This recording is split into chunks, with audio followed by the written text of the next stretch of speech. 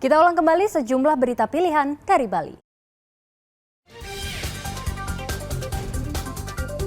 Tebing setinggi 15 meter di Banjarjahem Kelot, Desa Jahem, Kecamatan Tembuku, Bangli, longsor. Pasutri lanjut usia tewas.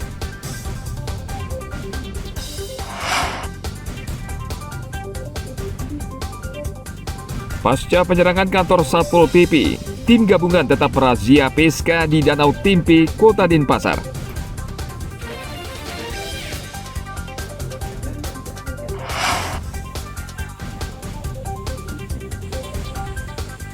Berwisata ke air terjun Kanto Lampo di Desa Beng, Gianyar.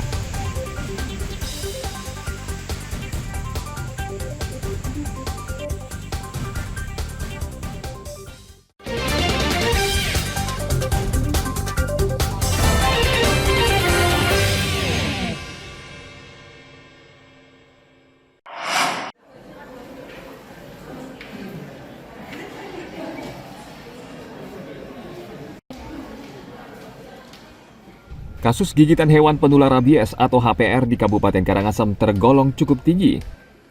Menurut catatan Dinas Kesehatan Karangasem, saat ini ada 10 hingga 15 kasus gigitan HPR per hari. Dinas Kesehatan meminta masyarakat yang terkena gigitan ke Posko Rabies Center yang terdapat di seluruh puskesmas dan rumah sakit di Karangasem agar segera mendapat penanganan. Dinas Kesehatan juga memastikan stok vaksin anti-rabies atau VAR mencukupi untuk 60 hari ke depan. Karena Dinas Kesehatan menerima tambahan pasokan 2.000 dosis VAR dari Dinas Kesehatan Provinsi dan saat ini berada di gudang farmasi. Jadi untuk vaksin rabies kita di Karangasem sekitar seminggu yang lalu sudah mendapatkan bantuan dari pemerintah provinsi dan Kementerian Kesehatan sehingga sampai dengan 2-3 bulan ke depan cukup untuk menanggulangi upaya pencegahan rabies di Karangasem. Ada berapa dosis, Pak? Kita waktu itu ada 2.000 dosis dengan rata-rata penggunaan sekitar 10-15 kasus per hari, itu bisa sampai 50-60 hari. Kalau untuk kasus gigitan sejauh ini? Kasus gigitan itulah, jadi antara sekitar 10-15 per hari, diantaranya kan 60% memerlukan vaksin. Jadi dari 10, 6 kali 6 berarti sekitar 50-60 hari bisa selesai. Tapi sebelum itu kita sudah mohon kepada provinsi, kepada Kementerian Kesehatan supaya sebelum pengadaan ini bisa ada, kita mendapatkan bantuan dari masyarakat. Terkait merebaknya wabah pneumonia misterius yang terjadi di Cina dan Singapura, Kementerian Kesehatan RI meminta seluruh daerah meningkatkan kewaspadaan dan melakukan langkah antisipasi. Dinas Kesehatan Kabupaten Karangasem saat ini sudah menerjunkan petugas ke seluruh puskesmas dan rumah sakit dan meminta tim medis melakukan pemeriksaan mendalam jika ditemukan pasien dengan kasus demam disertai gangguan sesak nafas. Masyarakat dianjurkan menggunakan masker, khususnya mereka yang kondisi kesehatannya kurang baik. Tim Liputan melaporkan dari Kabupaten Karangasem.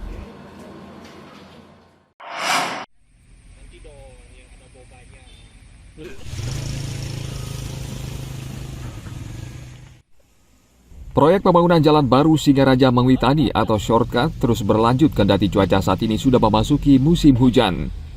Saat ini pekerja sedang melanjutkan pembangunan jalan di Desa Gitgit, Kecamatan Sukasada, dan proses pengerjaan sudah 20%. Namun air hujan membawa material tanah ke jalan sehingga jalan menjadi licin dan berbahaya bagi pengendara. Selain itu pengelola wisata air terjun di wilayah Gitgit juga mengeluh karena air menjadi keruh akibat lumpur. Pelaksana proyek sudah menyiapkan 2 unit water tanker untuk membersihkan tumpahan material di jalan raya. Petugas juga akan memasang cek dam agar air lumpur tidak mencemari sungai. Material juga sudah kami tampung keluhan dari masyarakat. Kami akan rencana membuat isdam atau cek dam, kita bendung di awal bukaan galian kita yang di 7E tadi yang kita lihat. Itu kita akan bendung di awal bukaan galian kita agar material tidak sampai ke jalan.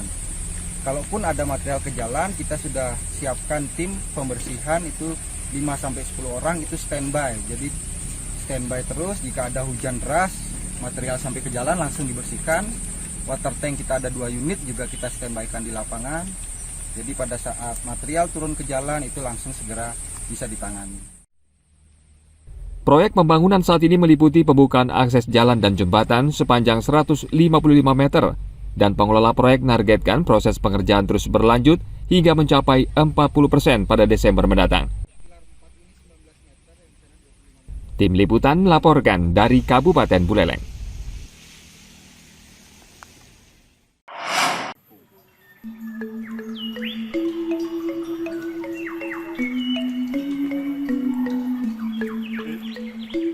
Kabupaten Gianyar memiliki beberapa destinasi wisata menarik yang sering dikunjungi wisatawan. Salah satunya objek wisata air terjun Kantolampo di Desa Beng. Tempat ini berjarak sekitar 5 menit dari pusat kota Gianyar atau 1 jam perjalanan dari Denpasar. Tempat rekreasi ini menyuguhkan pemandangan air terjun dengan tebing yang alami. Objek wisata ini dikelilingi pepohonan yang rimbun serta pemandangan aliran sungai di sekitar air terjun. Tempatnya menarik, masih alami, terus juga bagus lah. Ya. Yang membuat Bapak menariknya apa, Pak? Apa air terjunnya? Air terjunnya cukup besar, airnya juga banyak, deras. Ini kunjungan yang keberapa kali, Pak? Pertama kali. Pertama kali ya, Pak. Air terjun yang menarik yaitu air terjun yang jatuh airnya itu berlapis-lapis, jadi berundang-undang gitu. Itu yang menjadi daya Ya, tarik air daya terjunnya tarik, Bu ya. Di air terjunnya berapa, Pak? Sekitar kurang lebih itu 15 meter sampai 20 kan gitu ya. Ya. Kalau enaknya berkunjung ke sini jam-jam berapa, Pak, mungkin itu, Pak? Biar bisa Kalau menikmati airnya. enaknya bagus. itu ya dari jam 9 pagi. ya, kan ada matahari terbit itu. Itu lebih bagus itu berkunjungnya. Ya. Ya. Jam 9 sampai jam berapa, Pak? Sore ya? Ya, sore kami tutup sampai jam 6. Kalau sore lewat dari jam itu sudah kurang ini cuacanya mendukung di bawah. Biasanya tamu yang banyak nih jam-jam berapa dicari? Tamu yang banyak mulai jam 9 sudah ada. Kadang-kadang pagi aja mungkin tamunya itu kan cari tempat yang lain lagi biar dapat khusus di bawah. Jam 6 sudah ada tamu, tapi sedikit gitu. Aliran air ini masih dari lingkungan Desa Beng juga. Cuma ada bendungan di utara sana itu.